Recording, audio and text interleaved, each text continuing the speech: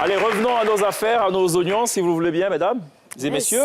Je rappelais quand même le thème retenu cette année, en lien avec la langue maternelle.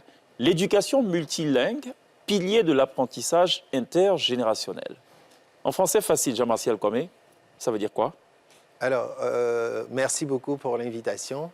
Je tenais à préciser que cette thématique, elle est générale. Donc, on essaie au niveau de l'UNESCO de trouver quelque chose qui est en lien avec les différents États.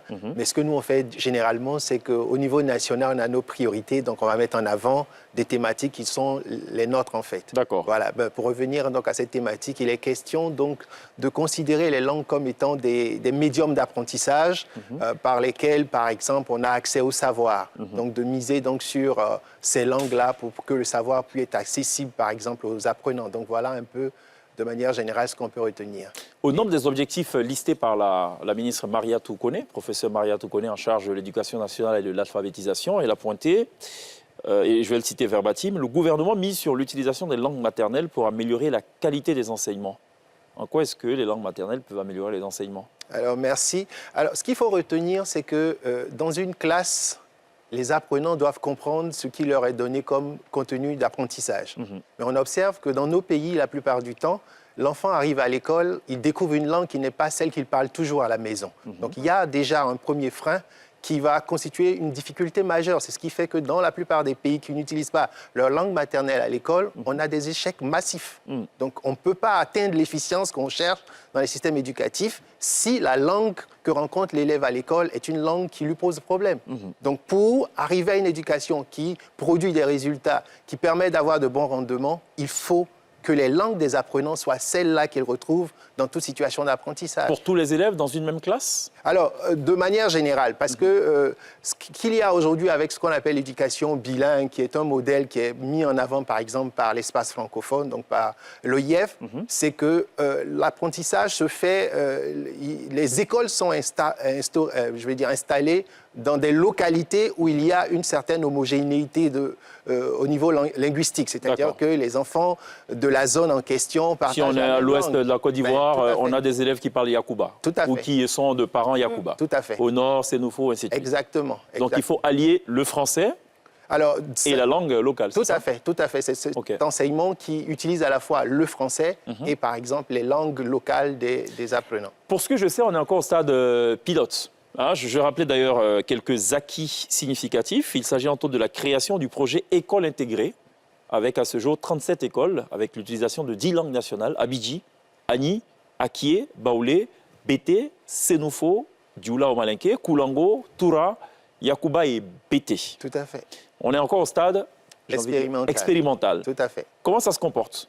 Alors, je ne suis pas la personne la plus habilitée à vous répondre sur la question, mais ce que j'en sais, c'est que dans ce type de classe, on a une répartition des enseignements une répartition qui va se faire pour certaines matières en français et puis d'autres en langue nationale. Ce qui va permettre donc à l'enfant de pouvoir, j'allais dire, avoir accès à ce que l'enseignant donne comme contenu d'apprentissage. Et le dosage va aller de la classe de CP1, donc de la première classe donc du primaire, aux classes qui vont suivre. Donc au départ, si j'ai bonne mémoire, on va partir sur du 70% avec la langue maternelle de l'enfant, 30% avec le français. Au fur et à mesure, les deux langues vont se retrouver à 50%. Donc voilà un peu le modèle qui est mis en avant dans ce type d'apprentissage-là.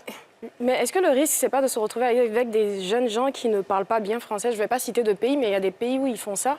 Et on se retrouve avec des gens qui, en entreprise, parlent leur langue maternelle et ne peuvent même pas s'exprimer en français. Alors, toutes les études ont montré que quand vous avez une assise dans votre langue maternelle, vous maîtrisez une seconde langue parfaitement. C'est cela. Donc, c'est parce que peut-être d'autres paramètres sont entrés en ligne de compte, voilà, qu'on a ces résultats qui sont approximatifs. Je vais rappeler notre acquis, rappelé par le ministère, l'adhésion en avril 2015 de la Côte d'Ivoire à l'initiative École et langue nationale en Afrique, encore appelée Élan Afrique, de la francophonie avec 11 autres pays africains, le Bénin, le Burkina, le Burundi, le Cameroun, la Guinée, Madagascar, Mali, Niger, République démocratique du Congo, Sénégal et Togo. Un autre point, l'actif de cette initiative, c'est la tenue du symposium sur l'enseignement bilingue en Côte d'Ivoire organisée le 25 avril 2022 à Abidjan, conjointement avec le Bureau international d'éducation de l'UNESCO, l'Organisation internationale de la francophonie et la conférence des ministres de l'éducation des États et gouvernements de la francophonie autour du thème « Améliorer la qualité de l'éducation par l'enseignement bilingue, état des lieux et actions à venir, et actions du moins pour l'avenir ». Alors, pour un peu rejoindre notre chère Sonia en lien avec l'éducation, enfin le bilingue, avoir 2 langues et tout, je me perds un peu parce que j'avais une question très importante. Il faut que j'aille chercher très loin. D'accord. Vous avez dit quelque chose d'important, c'est que quand on maîtrise sa langue maternelle, on arrive à assimiler plus rapidement et plus facilement une autre langue. Qu'est-ce qui explique cela? Alors, ce qu'il y a d'abord, c'est que dans la langue maternelle, l'enfant va se sécuriser. Dans sa langue, il va nouer, on va dire, l'estime de soi. Dans la langue, il va apprendre sa culture. Il va avoir une identité. Et à partir de là, il y a une certaine confiance pour aborder tous les sauts de savoir. Donc voilà ce qui va préparer donc, le terrain pour toute acquisition, je vais dire, ultérieure. Mais quand l'enfant est dans une situation où il est dans une forme de fragilité, où il ne sait pas qui il est, vous voyez qu'il aborde les savoirs avec doute, avec, j'allais dire, déjà dans une situation de fragilité. Donc voilà ce qui fait que quand on n'a pas acquis la langue maternelle, on ne sait pas ce qu'on apprend.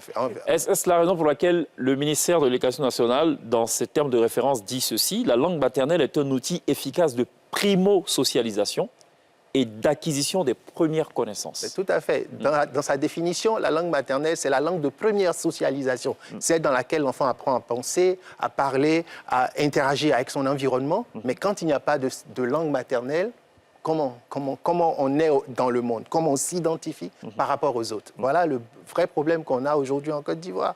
On a nos parents qui ont eu la chance, eux par exemple, d'être nourris à cette langue-là. Donc, parce que dans la définition qu'on donne aussi à la langue maternelle, c'est la langue nourricière. Mais quand vous n'avez pas été nourri, c'est cela. Vous voyez que vous êtes chétif. Vous pouvez pas et même être quand vous grandissez, c'est fini. Parce que je me dis, quand on est plus petit, c'est plus facile d'assimiler les langues. Oui. Mais est-ce qu'aujourd'hui, on peut rattraper, par exemple, on peut avec rattraper, des personnes... ça sera difficile. Ça sera difficile parce que quand l'enfant naît, il a plus de 120 milliards de neurones qui sont activés pour apprendre. Mais quand on ne va pas les solliciter, après, ces neurones meurent. Donc après, c'est difficile après pour tout apprentissage. D'où la faculté et la facilité pour les plus jeunes à apprendre beaucoup de choses en même temps. Est-ce que le fait d'apprendre les langues maternelles dans chaque région, ça ne va pas renforcer le communautarisme? Parce que je me dis, si un petit qui est Yakuba apprend Yakuba, quand il arrive à Abidjan, il va rester qu'avec des Yakuba.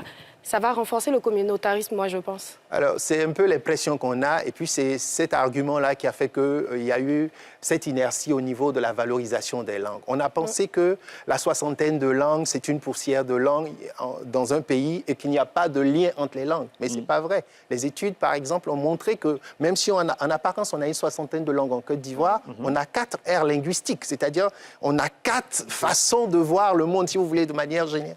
Parce qu'on a, dans nos études, on a défini ce qu'on appelle les langues quoi. Donc, avec une langue majoritaire comme le baoulé, l'agni, l'atché ou l'abron, ces langues-là communiquent, ces langues ont des liens. Quand vous regardez le squelette de ces langues, c'est pareil.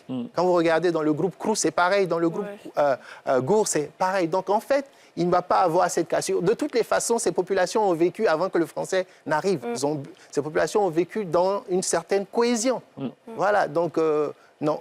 On ne va pas avoir, j'allais dire, ce repli sur soi, ce repli identitaire. On a tendance à corréler langue maternelle et développement d'un peuple, d'un pays. Oui. Quelle est la logique, quel est le lien? Je vous donne un exemple simple. En Côte d'Ivoire, selon les statistiques de l'UNESCO, on a 47% d'analphabètes. Ça veut dire près de la moitié de notre pays, donc qui n'ont pas eu accès à l'information ou à la scolarisation.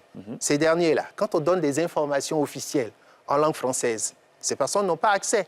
Donc, tout récemment, on vient d'avoir la loi portant code de l'environnement qui dit qu'il ne faut plus jeter les ordures. Mais c'est codé en quoi? En français? C'est cela. Mais tant que ce n'est pas codé dans la langue des populations, comment elles vont avoir accès à l'information?